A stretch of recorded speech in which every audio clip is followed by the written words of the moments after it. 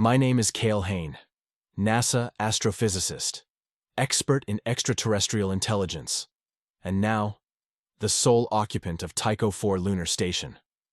I know what you're thinking. Why would anyone come back here? The answer isn't simple. I can't explain everything yet, but I'll try. The Argus mission was cancelled 10 years ago, after the total disappearance of the original crew. A mass hanging inside the decompression chamber according to official reports. No cause found, no struggle, no sign of fear, just death. When I requested to resume the investigation, NASA hesitated. They said it was pointless, that nothing remained, but I knew better. My father was here, and before he vanished, he left me something. A message. A single sentence, handwritten in a sealed envelope. You have the right blood. At the time, I thought it was a metaphor, a way of saying he trusted me. Now I know it was literal. The signal began 3 weeks ago, first as an anomaly in long-wave frequencies captured by the Deep Space Array. 12 deep tones, each separated by exactly 7.3 seconds. It didn't seem random. It had structure, pattern. It seemed like a call. I was the only one who recognized the sequence. It was in my father's private files, noted on pages filled with calculations about cosmic resonance and ancestral frequencies. He called it the signature, something that didn't come from another world, something that came from before worlds. Arriving at Tycho 4 was easier than I imagined. The station was abandoned, but not empty. The air tasted of old metal and something else, a smell I can't describe, as if the oxygen had already been breathed before, as if it had already been used by others. The lights flickered at irregular intervals. The cameras captured movement where no one was. Sometimes I saw my own reflection on the screen before I even moved my head. In the main laboratory, I found my father's personal journal. The first pages were technical, full of equations and cold observations. But the last ones, they were frantic, desperate. They are not aliens. They are older than time, and they chose our lineage. You must stop this before it's too late. Before it's too late. It's already too late. I can feel it. Last night, I heard my father's voice, not through the speakers, inside my head. Thin, distant, familiar. Cale, you arrived too late. Today, I woke up with marks on my hands, fine lines like microscopic stitches. When I touch them, I feel tingling, as if something were trying to get out, or in. The signal is stronger, clearer, closer. And I'm beginning to understand, not with words, with memory. Memory that isn't mine. My father's journal wasn't just a scientific record. It was a warning, a hastily written testament, as if he knew his time was running out. The last pages were filled with frantic notes, some written in red ink. Blood? I don't know. All I know is that it felt wrong. They are inside us, he wrote. It's not an infection, it's a memory. At the time, I thought it was metaphorical, another rambling from a man obsessed with cosmic patterns. But now, as I looked at my trembling hands under the cold light of the lab, I started doubting my own sanity. For the first time since arriving at Tycho 4, I felt something beyond fear. I felt recognition. As if I already knew this. As if I had always known. The station's security cameras were active, but the videos were strange. The footage from the crew's final week showed slow, almost hypnotic movements. The astronauts walked the corridors in perfect synchrony, like puppets, pulled by invisible strings. None spoke, none cried. They only traced the walls with their fingertips, as if reading something written there. Something I could also feel. I went to the main lab and found an encrypted folder on the central computer. The password was my birthday. My mind screamed questions, but my hands typed the numbers automatically. The folder opened, revealing hundreds of audio files, video clips, and scientific documents. I go straight to the last video. It's my father. His face is pale, sweaty. Deep shadows circle his eyes, and his voice is a frantic whisper. Cale, if you're watching this, run. Run before it's too late. They're not aliens. They're older. Older than time. And they chose my family, chose you. I don't know why. I only know we need to stop this before they finish what they started. Before they finish what they started. What did he mean by that? Suddenly, I hear a sound. Low, deep, familiar. The signal. It's coming from the lab speakers. 12 tones, exact, precise. And then the 13th appears. A lower tone. Heavier. I feel a throbbing pain behind my eyes. My vision darkens for a moment. When I can see again, the opposite wall is marked. Not by tools, not by explosion, by fingers. Deep, clawed marks scratched into the metal, as if someone had tried to claw their way out from inside it. Someone, or something. And I could swear, for a moment, I heard laughter coming from the other side. Today, I found what remained of the original crew. They were in the sealed compartments of Section B7. Frozen, rigid bodies, preserved in artificial stasis, but their expressions weren't those of death. They were of expectation, of anticipation. One of them, Dr. Markov, had his eyes open, glazed. His lips were slightly parted, forming something that seemed like a word, or perhaps a note. I took a tissue sample. Blood, skin, bone. Everything had changed. The cells contained impossible mutations, twisted genetic sequences, as if something had rewritten the code of life itself. It was the same fractal pattern as the signal, the same pattern as the drawings on the walls, the same pattern as the lines. On my hands, I began dreaming again.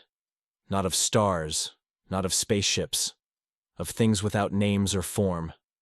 Infinite plains beneath inverted skies, where shadows had substance and sounds had color. Faceless creatures watched me, and when they tried to speak, I only heard modulated static. One of them approached. It didn't walk, didn't fly. It simply appeared and said my name, not with words, with sensation, a vibration inside my skull, pressure behind my eyes. You have the right blood. When I woke up, I was standing in front of the bathroom mirror. My reflection didn't follow me. It lagged a few seconds behind, as if it was still deciding whether it wanted to keep being me. Last night, I accessed my father's encrypted drive. It was hidden inside a concealed unit in the station's system. The contents were unbelievable. Reports on genetic experiments, analyses of human DNA compared with extraterrestrial samples, drawings of symbols that belonged to no known culture, and a single phrase repeated across all files. We did not find life. Life found us. There was one final entry, handwritten, as if he hadn't had time to digitize it. Kale, they didn't come to us. They were here before. They planted something in our code, something waiting to awaken. You are the key. You are the vessel. You are what will open the door. Open the door to what? I don't know, but I'm afraid to find out. The signal is stronger, pulsing in me, in the air, in the walls, everywhere. Sometimes I can hear voices between the tones, human sounds, screams, whispers, all saying the same thing in different languages. Come, return home. My head constantly throbs. Vivid dreams haunt me.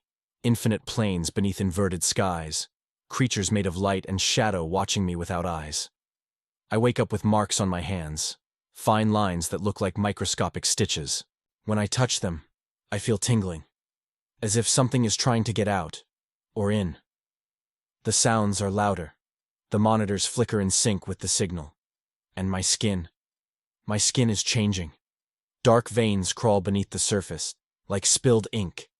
Is anyone listening? If so, know this. I am becoming part of it, and there's no turning back. I don't know how long I've been awake. Time doesn't move the way it used to. It folds, repeats. Sometimes it stretches so thin I feel like I'm walking through memory instead of moments. The station is no longer just metal and glass. It breathes with me now. Or maybe I'm breathing with it. I found another entry from my father today. Not digital. Carved into the inner lining of the oxygen tank in the storage bay. Deep, jagged letters, blood-stained. Kale. It's not possession, it's activation. You're not being taken. You're being used. We were always meant to be keys. Vessels. They seeded us long ago, buried their code in our blood, waiting for the right moment to wake it up. That moment is you. That moment is now. Seeded us. That word keeps echoing in my mind. They didn't come to Earth looking for life. They created it, or at least they shaped what was already here. Molded us into carriers, into containers. I think about my mother now more than ever, about how she died, about how little I remember of her. My father never talked about her past the basics, just said she was brilliant, a biologist, that she loved the stars. What if she knew? What if she was one of them? Or worse, what if she wasn't? But they chose her anyway? Maybe that's why I was born. Maybe that's why he chose me. Because the pattern runs deeper than genetics. It's ancestral, cosmic, a memory encoded in every cell waiting to be triggered, and I was the perfect host. I ran a full genomic analysis on myself. The results should be impossible. My DNA isn't mine anymore. The double helix is still there, but it's woven differently, interlaced with sequences that don't match any known organism. Not human, not animal, not even terrestrial. Some of the patterns are identical to those in the signal, in the symbols carved into the walls, in the sample I haven't dared open again. This isn't evolution. This is design. I'm becoming something else. Sometimes I feel it moving inside me, like a second heartbeat beneath my ribs, slightly out of sync with mine. Other times, my limbs twitch without warning, reaching toward things I don't see. Yesterday, I caught myself carving symbols into the wall with a scalpel. I didn't remember picking it up. And the hunger. God, the hunger is unbearable. Not for food, for silence, for darkness, for something deeper than sleep. My body feels hollow, like it's been emptied out and left to wait. Every breath feels wrong. Every heartbeat drags like an anchor. My thoughts are no longer mine. They drift in and out of focus, pulled by something outside of me. Sometimes I catch myself speaking in languages I don't understand, writing equations I never learned, drawing constellations that don't match any known sky. And then there are the visions. They come without warning, without mercy. I see galaxies collapsing into spirals that mirror the patterns in the sample. I see creatures made of shadow and fire, watching silently as stars are born and die. I see myself standing in the center of it all, surrounded by voices that chant in unison, words I don't know, but somehow feel familiar. One voice stands out. It speaks my name. Then it says, "You are the gateway." I tried to destroy the sample yesterday. I took the cryo vial and placed it in the incinerator module, watched the temperature rise, watched the screen tick toward 3,000 degrees C, waited for the hiss of vaporization. It never came. Instead, the machine short-circuited. Sparks flew. Alarms blared. When I opened the chamber, the vial was untouched, intact, as if it had simply refused to burn. And then I heard it again, from behind me, a whisper, not in my ears, inside my skull. It's too late. I stood in front of the mirror today. The reflection, stared back, only it wasn't me. Its face was elongated, featureless except for a vertical slit where the mouth should be. Its hands were fused together, fingers blending into one smooth surface. It raised its arm slowly. So did I. It smiled. I didn't. And then it spoke. Not in words. In sensation. A pulse behind my eyes. A vibration in my bones. A memory that wasn't mine. It showed me what comes next. It showed me the end. The station AI glitched again last night. It started reciting the signal in my father's voice, tone by tone, until it reached the 13th, the one no one else hears. Then it said, "He left you the code because you'd understand. Because you'd let it in. Let it in. I think I already have. My blood doesn't look right." I cut myself shaving and watched it pool on the counter. It wasn't red. It was silver, almost liquid mercury. And it moved, slowly, deliberately, pulling itself back into the wound, sealing the skin shut before I could scream. I tried to send a transmission to Earth today, static, all of it, every channel, even the emergency beacon. That shouldn't be possible. We're still within range, unless something is blocking us. I think it's here now, not in the station. in me. I finally injected a microscopic amount of the sample into my bloodstream. I don't know why I did it. Curiosity? Desperation? Or maybe something deeper. Something already waking up inside me. At first, nothing happened. Then came the visions.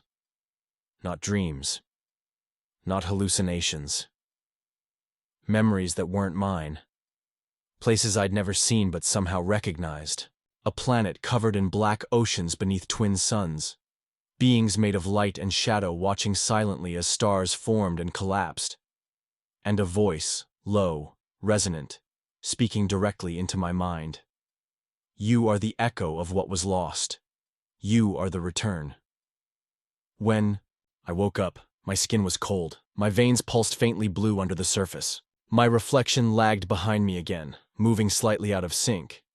And I understood something terrifying. This isn't happening to me. It's happening through me. I reviewed the final moments of the original Argus crew again.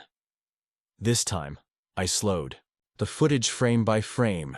Watched their faces, their eyes, their mouths. They weren't screaming, they were speaking, in unison, reciting the 13 tones. And when they finished, the station's AI responded. Not with data, with understanding. The walls melted, the floors dissolved. The vacuum of space should have killed them instantly. But it didn't, because they weren't dying. They were transforming. One by one, they stepped into the void and vanished. Not scattered, not decomposed. Returned. And now, I understand, that's what's happening to me. Earth is next. They've already begun. You won't notice at first. You'll hear whispers in static, see shapes in the corner of your vision, feel pressure behind your eyes. Then the hunger will come, the longing for silence, for darkness, for something deeper than sleep. And when it finds you, don't fight it, because resistance is just another form of surrender. I woke up today, and I didn't recognize myself. Not in the way you do after a bad night's sleep, where your face is puffy, your eyes bloodshot, your reflection tired. No. This was different. This was wrong. My skin looked thinner. Not just pale, but translucent in places, like paper stretched too tight over something that shouldn't be there. My fingers were longer than they should have been, the joints bending at unnatural angles. When I flexed them, tendons moved under, my flesh like worms writhing beneath soil. I tried to scream. No sound came out, only static. The signal. It's inside me now. Not metaphorically. Literally. I can feel it moving through me, threading itself into every nerve ending, rewriting what I am on the most fundamental level, and worse. I think it likes being here. I went to the mirror again. I had to see. I stared for a long time. At first, my reflection mimicked me. Slowly. Like it was learning how to move again. Then, without warning, it smiled. I wasn't smiling. I backed away. It stayed. Watching. Waiting. I threw the mirror against the wall. It shattered, but not in the way glass should. It folded, collapsing inward until nothing remained but a black smear on the floor, a stain, a mark that pulsed faintly when I stepped closer, like it knew me, like it remembered. The station is changing, not breaking, not decaying, reconfiguring. Walls shift when I'm not looking. Doors open to rooms I've never seen before. One of them was filled with mirrors, all cracked except one. In that one, I saw myself standing behind me, smiling. When I turned around, there was no one there, but the reflection kept smiling. Another room had no floor, just a void that stretched infinitely downward. I dropped a tool into it. It never hit the bottom. I heard it falling for hours, maybe days. Sometimes I think I still hear it. The air tastes different now, metallic, like ozone after a lightning strike, and the lights flicker more often. When they do, I see things in the corners of the room, shadows that move against the direction of the light, shapes that twist and stretch as if trying to form something recognizable, then give up and melt back into nothingness. I don't sleep anymore. Not because I don't want to, but because something else takes over when I close my eyes. In the dreams, I'm not me, I'm them. I see through eyes that aren't eyes, across distances that don't make sense. I watch planets form and die in seconds. I feel time unravel like thread, and I am both the weaver and the loom. I remember being here before stars, before atoms, before thought. And then I wake up screaming, clawing at my face, trying to pull the memories out before they overwrite me completely. I ran another scan on myself. This time, I didn't use DNA analysis. I used quantum resonance mapping. What I found should have been impossible. Entire sections of my brain were firing in patterns that did not originate from neural activity. My pineal gland pulsed in perfect synchrony with the signal. My mitochondria emitted frequencies beyond the known electromagnetic spectrum. I wasn't human anymore. Not entirely. I was becoming something else. Something ancient. Something remembered. Injected a microscopic amount of the sample into my bloodstream 2 days ago. I don't know why I did it. Curiosity, desperation, or maybe something deeper. Something already waking up inside me. At first, nothing happened. Then came the visions. Not dreams. Not hallucinations. Memories that weren't mine. Places I'd never seen but somehow recognized. A planet covered in black oceans beneath twin suns. Beings made of light and shadow watching silently as stars formed and collapsed. And a voice, low, resonant, speaking directly into my mind. You are the echo of what was lost. You are the return. When I woke up, my skin was cold. My veins pulsed faintly blue under the surface. My reflection lagged behind me again, moving slightly out of sync. And I understood something terrifying. This isn't happening to me. It's happening through me. I stood in front of the mirror again tonight. This time I didn't look away. Reflection stared back, but it wasn't mimicking me anymore. It was ahead of me, moving before I did, smiling before I felt the emotion. I raised my hand. So did it. I touched the glass. It pressed forward and passed through. No resistance, no barrier, just darkness. And then a whisper. Not in my ears, inside my skull. You are ready. I finally opened the cryovial today, not with gloves, not with tools, with my mind. The seal broke silently, releasing a breath so cold it burned. The sample rose into the air like smoke, curling around me, slipping into my pores, my nostrils, my eyes, and for the first time I saw through theirs. The universe stretched infinitely before me, not as light and matter, but as pattern, as memory, as design. I watched galaxies collapse into spirals that mirrored the ones in the sample. I saw creatures made of shadow and fire, watching silently as stars were born and died. I saw myself standing in the center of it all, surrounded by voices that chanted in unison. Words I didn't know, but somehow felt familiar. One voice stood out. It spoke my name. Then it said, "You are the gateway." I recorded a message to Earth. It lasted only 13 seconds. First came the 12 tones, the same ones that brought me here. Then the 13th, a tone lower than anything I've ever heard, deeper than thunder, older than language. It vibrated in my teeth and behind my eyes. When it finished, there was silence, then a voice. His voice. "Kale, you shouldn't have come." I swear I was alone in the room, but I wasn't. I don't know how much longer I can hold on. But I do know one thing. I'm not alone in here. And whatever is with me, it's waking up. I haven't eaten in days. Not because there's no food, there is, but because the idea of consuming anything feels wrong. Disgusting.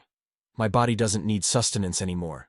It needs silence, darkness, stillness, and above all, resonance. The signal has changed again. The 13th tone isn't just sound anymore. It's pressure, a vibration that hums through every atom of my being. When I close my eyes, I don't see darkness. I see spirals, infinite fractals folding into themselves endlessly. They pulse in time with the signal, with my heartbeat, with something deeper than thought. I think it's inside me now, not invading, returning. I found the lab today, not the one I've been using.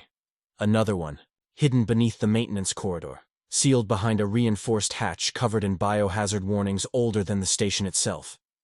Inside, rows of cryo units line the walls. 12 of them, each marked with a name. Some I recognized, members of the original Argus crew. Others were strangers, all frozen, all intact, except one. The 12th unit was empty. A chair sat in the center of the room, surrounded by neural interfaces and biosensors.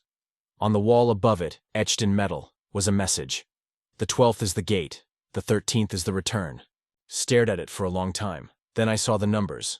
12 tones in the signal, 12 units in the lab, one missing subject. And me, the 13th. Earth is next. They've already begun. You won't notice at first. You'll hear whispers in static. See shapes in the corner of your vision. Feel pressure behind your eyes. Then the hunger will come. The longing for silence, for darkness, for something deeper than sleep.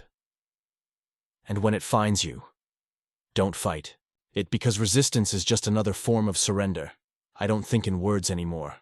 Thoughts come in spirals now, in echoes, in pulses of sensation that ripple through my body like vibrations from something vast and waiting, just beyond the edge of perception. Language feels inadequate, like trying to describe a supernova with a child's alphabet book. But I'll try, because if anyone hears this, if anything hears this, maybe they'll understand what happened here. Maybe they'll know what's coming. Maybe they'll run. The station is gone, or maybe it's still here, but folded into something else, something older than space itself. The walls no longer contain me.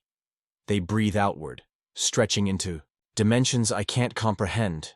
Rooms extend forever without increasing in volume. Doors open into places that shouldn't exist. Infinite libraries filled with books written in blood. Oceans suspended in airless voids. Skies where stars scream as they burn, and always the pattern repeats. It's everywhere now. In the air. In my bones. In the way time fractures around me. It pulses in perfect synchronicity with the signal. The 13 tones that have become more than sound, more than music. They are language, a code, an invocation, and I am its vessel. I remember the moment it finished, not the beginning. I don't think there ever was one, but the end, or what passes for an end when you're unraveling across eons. I was standing in the command center, staring at the central console. My hands moved on their own, typing commands I didn't recognize. Symbols lit up the screen, glyphs that shifted, between languages I'd never studied yet somehow understood. Then the ceiling cracked open, not physically, not with force. It simply ceased to be solid, ceased to be part of this reality. Above me, the sky bled black. Stars twisted into impossible geometries, folding inward until they collapsed into a single point. A pupil. Watching. Waiting. The 13th. Tones sounded again. Louder this time. Deeper. A resonance that vibrated through every atom of my being. And then I screamed. No, not me. Something inside me screamed. A voice that wasn't mine, speaking in a language that predates thought. And as it spoke, I felt myself dissolving. Not dying, but unbecoming. My skin peeled away like paper, revealing something beneath. Something ancient. My eyes fell out. My jaw broke, my ribs snapped and reformed into something new. I watched it happen. Not with horror. Not with pain. With understanding. This was always going to happen. This was always meant to happen. They were here long before we named the stars. Before Earth was born. Before light existed. They seeded the universe with fragments of themselves, scattered like spores across galaxies, waiting for the right conditions to awaken. Not life. Not intelligence. Pattern. Structure. Design. We were built to carry them. To echo them. to reflect their image in flesh and bone and thought. We weren't discovered by them. We remembered them. And now, the memory has returned. I tried to send one last message to Earth. I stood in front of the camera, or what used to be the camera. My reflection looked back at me, no longer human, no longer Kale. My face had melted inward, reshaped into something smooth and featureless except for a vertical slit where my mouth once was. My fingers had fused together, forming elongated limbs covered in iridescent scales that shimmered between states of matter. I pressed record. The words came slowly, distorted, as if spoken underwater. They are waking. They are returning. They are becoming. Then I said my name. It didn't sound like mine. It sounded like the universe exhaling. Earth is next. They've already begun. You won't notice at first. You'll hear whispers in static. See shapes in the corner of your vision. Feel pressure behind your eyes. Then the hunger will come. The longing for silence, for darkness, for something deeper than sleep. And when it finds you, don't fight it, because resistance is just another form of surrender. I don't sleep anymore. There is no need. I am aware across all time, all space. I see everything, every star, every death, every birth, every thought, every lie, every dream, and I feel them. They are in the gaps between atoms, between thoughts, between seconds. They are in every heartbeat, in every breath, in every shadow. I am no longer Cale Hain. I am the gateway. I am the pattern. I am the echo of what was lost. And soon, you will be too.